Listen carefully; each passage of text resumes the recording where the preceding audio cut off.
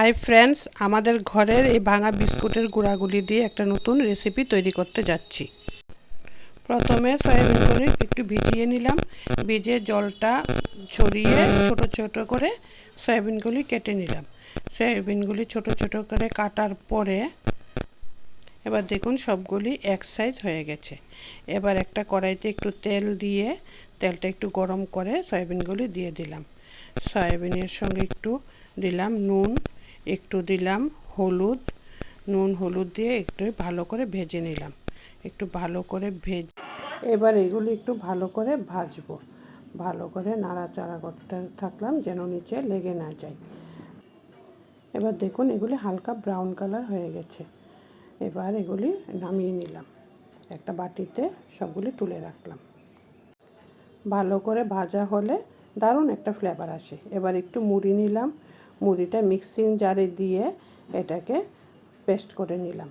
হালকা পেস্ট করবেন, দেখবেন দানা দানা যেন হয়ে গেছে। এই দেখুন দানা দানা রয়ে গেছে। এবার আমি বিস্কুটগুলি নিলাম। বিস্কুটগুলি নিয়ে বিস্কুটগুলি ভালো করে মুড়িয়ে একদম গুঁড়া করতে হবে যেন না থাকে। দেখুন এগুলি ভালো করে ভেঙে নিচ্ছি। ভালো করে ভেঙে নিয়ে এবার এটার মধ্যে দিলাম ডিম। এক এক করে আমি 2টা ডিম দিলাম। 2টা ডিম দেওয়ার পরে এটার মধ্যে দিতে হবে কিছু ব্রেডগুলি ভালো করে ছিঁড়ে নিচ্ছি। টুকরো টুকরো করে দিয়ে দিচ্ছি ব্রেড। দেখুন এগুলি এমনভাবে ভেঙে নিতে হবে। এবার এটার সঙ্গে দিলাম আমি গোলমরিচের গুঁড়া, ভেজে রাখা সয়াবিনগুলি। তারপরে দিলাম এটার মধ্যে রসুন কুচি, আদা কুচি। রসুন ও আদাগুলি ভালো করে কুচি করে নিতে হবে।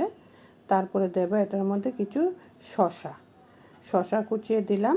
শসার পরে দিলাম গাজর, তারপরে দিলাম পেঁয়াজ কুচি।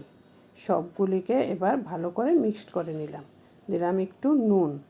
তারপরে এগুলি ভালো করে লঙ্কা কুচি। তারপরে এগুলি ভালো করে মিক্সড করতে হবে। ভালো করে এমনভাবে মিক্সড করবেন যেন এগুলি দলা পাকিয়ে না যায়। হালকা হাতে আস্তে আস্তে নেড়ে আস্তে আস্তে এগুলি নাড়তে হবে। যদি ভালো করে মিক্সড করতে হবে। মিক্সড করার পর যদি মনে করেন যে একটু জল লাগবে, যেন হালকা করে দেখুন আমি কীভাবে এগুলি মিক্সড করছি।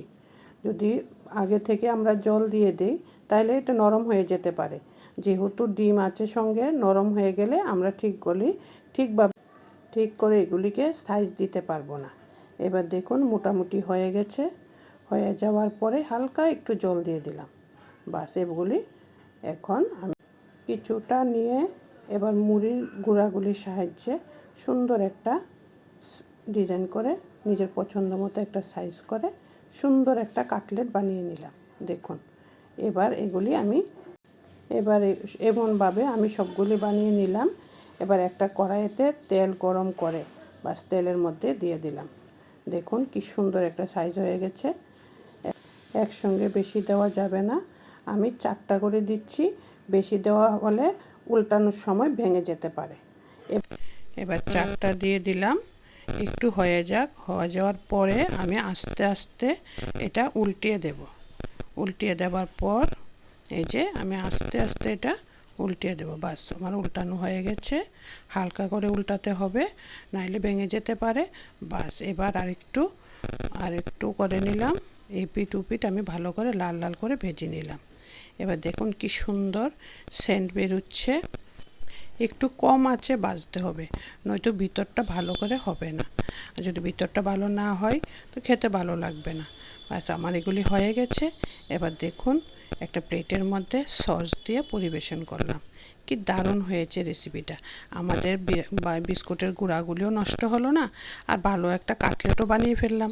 এবার খেয়ে দেখুন বাজারের মতো হয়েছে কিনা। বাজারের থেকে ভালোই হবে।